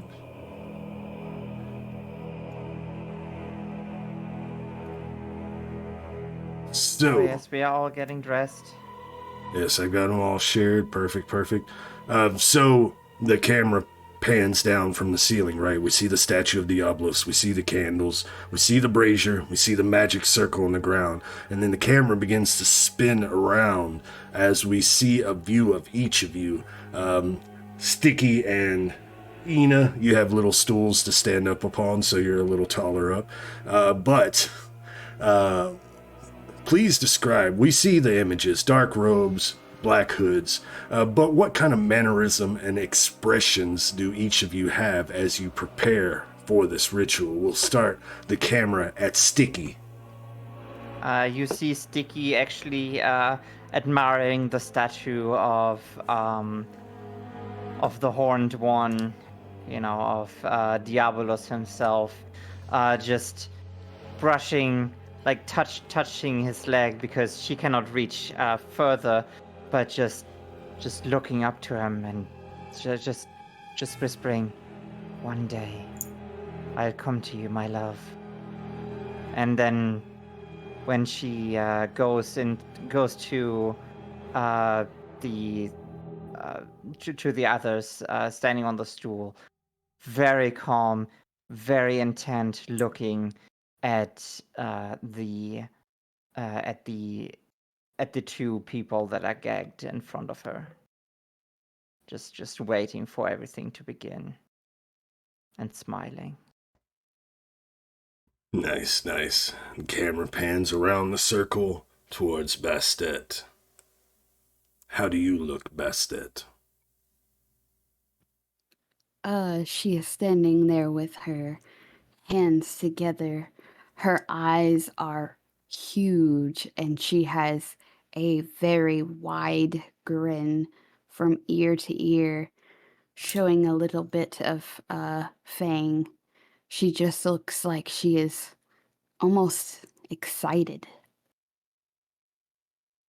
Beautiful, beautiful. The camera continues to pan until we see GiGi.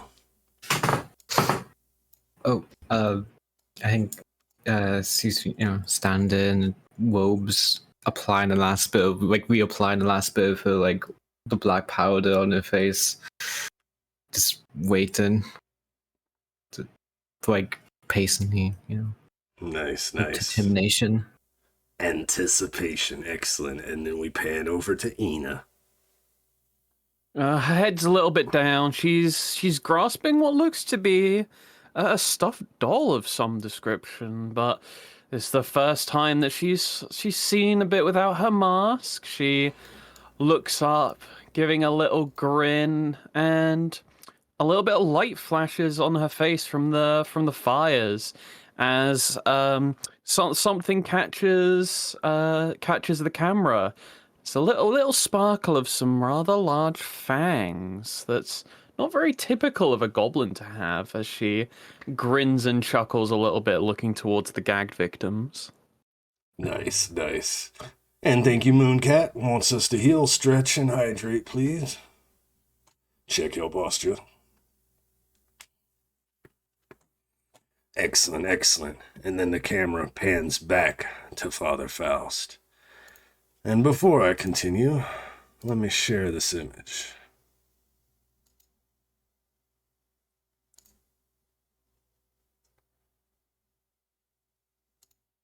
Ah, yes, that black image. Yes, the black image, which you should have all been already on. Curses. Don't worry, don't worry. Everything's going according to plan.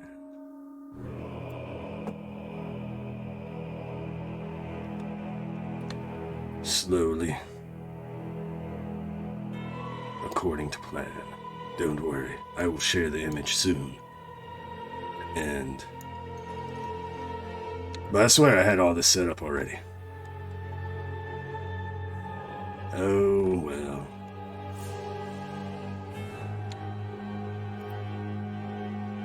Oh. And...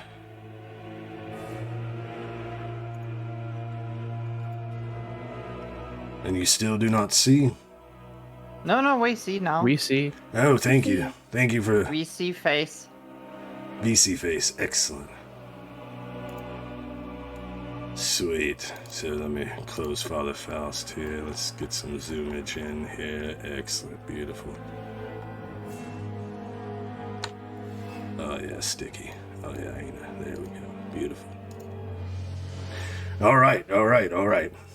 So, after we get the pan around correct, we stop back on Father Faust. I don't want him to get in the way of the image there. Perfect, we'll do that. The camera stops back on Father Faust as he begins to speak. Diabolus, Lord of the Seven Flames, I bring unto you 4 initiates. Bestow upon them your blessing. For they bring unto you an offering. They have stoked the flames of envy and wrath in these souls, spreading the fires, preparing your feast. Guide these offered souls to hell, so that you may cleanse them through exquisite agony. The camera continues to pan around. We see the 4 of you once more before it stops on Father Faust again. And with this offering, O Lord, these 4 shed the wool of the flock, for they are predators of those who hide behind veils.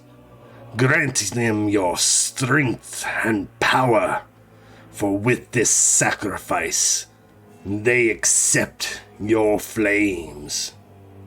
The shot changes back again to the back wall, but this time above your heads, focusing on the statue of Diabolus. Faust speaks once more. In your name, Diabolus. As he says that, the statue leaves focus as your hands all come into shot, lifting into the air, daggers poised downward. The shot switches again to a top-down view of the ritual, like the map we see now. The 4 of you standing over your targets. They have the targets with their looks of terror in their eyes as they see you lift your daggers above your head as you are prepared for the strike.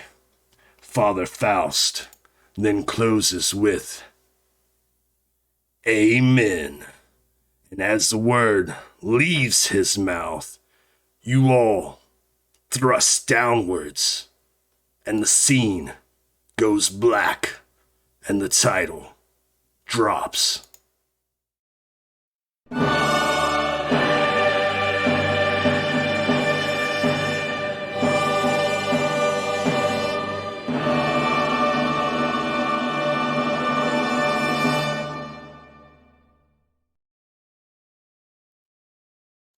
And that's where we end episode 1.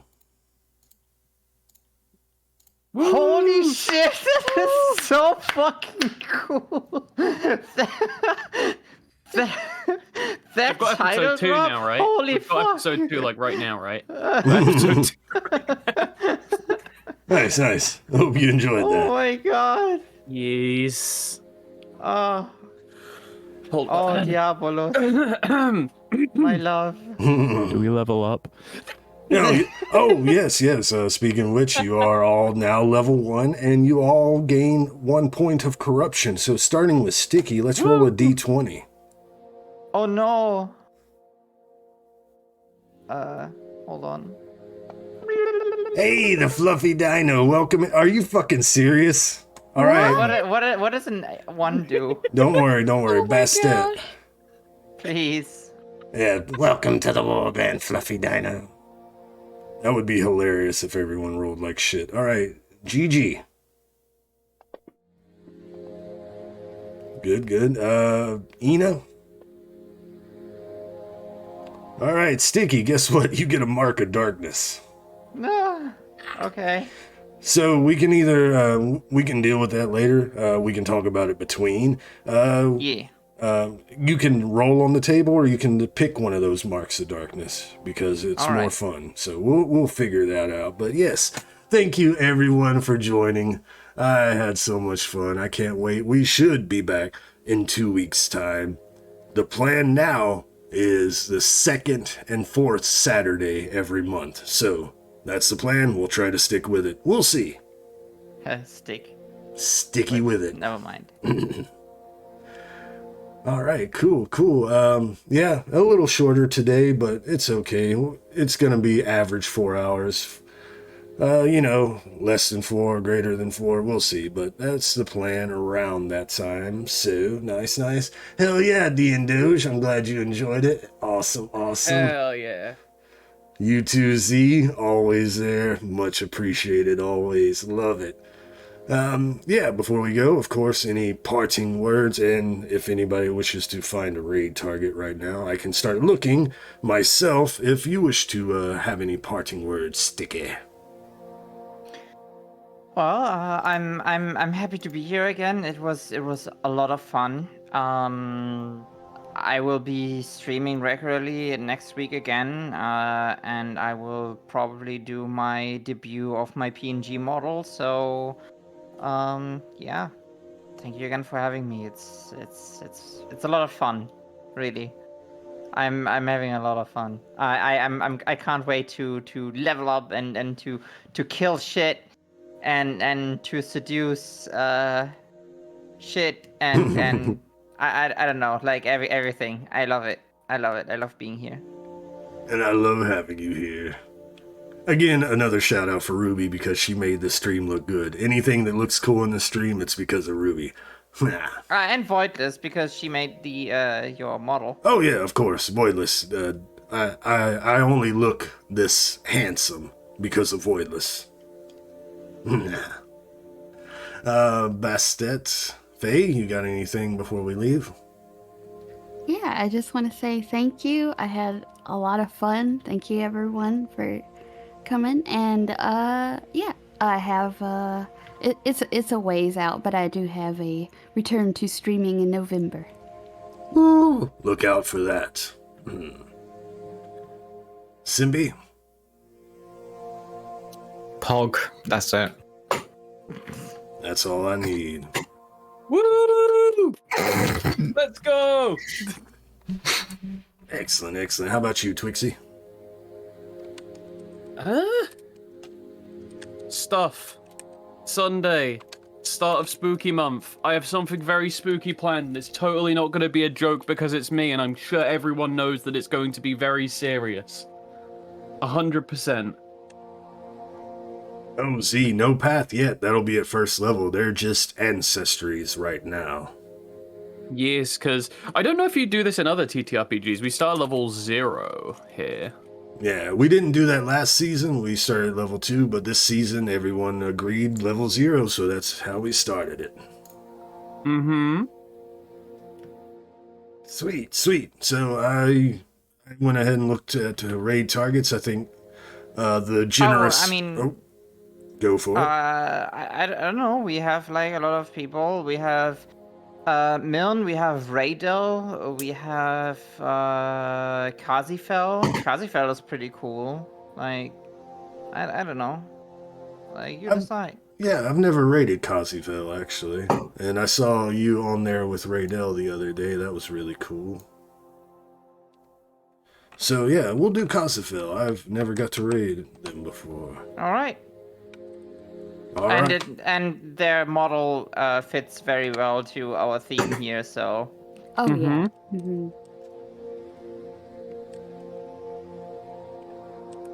Make sure I'm spelling it right. Blah, blah, blah. Yes, the raid has been created. Okay, once again, thank you everybody for the premiere episode of Shadows Fall, Mask of God. And we will be back in 2 weeks' time for episode 2. Thanks again, everyone. I hope everyone has a most excellent week. Don't leave me hanging, party. Oh yeah, the raid message, Shadows Fall. All right, don't leave me hanging, party. Bye. Bye. Bye. Bye.